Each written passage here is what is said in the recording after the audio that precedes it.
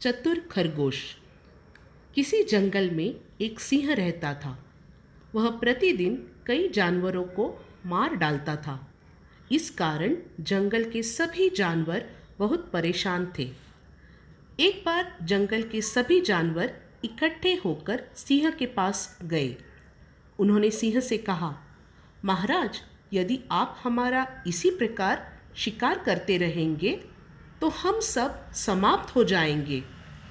फिर एक दिन ऐसा आएगा कि जंगल में कोई जानवर शेष नहीं रहेगा। फिर आप भोजन कैसे प्राप्त करेंगे?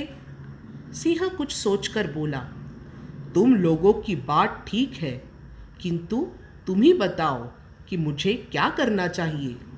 हमारा विचार है कि हम में से कोई एक पशु प्रतिदिन आपके भोजन के लिए स्वयं आ जाए।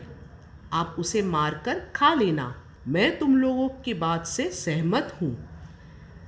ऐसा करते एक दिन सिंह के पास जाने के लिए खरगोश की बारी आई। वह खरगोश बड़ा बुद्धिमान था। उसने सिंह को मारने का एक उपाय सोचा।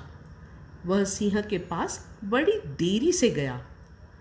सिंह उसे देखकर जोर से दहाड़ा और बोला, अरे खरगोश, तूने यहाँ आने में इतनी देर क्यों लगा दी? महाराज, मैं आपके पास आ रहा था, तभी रास्ते में एक दूसरा सिंह मिल गया। वह अपने को जंगल का राजा कहता है। किसी तरह से उससे बचकर मैं आपके पास आ सका हूँ। मुझे उस दूसरे सिंह के पास ले चलो। खरगोश सिंह को लेकर एक विशाल कुएं के पास गया और बोला, महाराज, आपसे डरकर वह इसी कुएं में छिप गया है। कुएं के पास जाकर सिंह ने कुएं में झांका। उसे कुएं में अपनी परछाई दिखाई दी, जिससे दूसरे सिंह मान लिया। उसने देखते ही सिंह को गुस्सा आया और वह कुएं में कूद पड़ा। कुछ देर तक पानी में छटपटाता रहा और फिर डूबकर मर गया।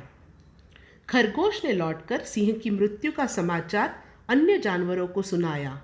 सभी जानवर बहुत प्रसन्न हुए और उन्होंने खरगोश की बुद्धिमत्ता की प्रशंसा की।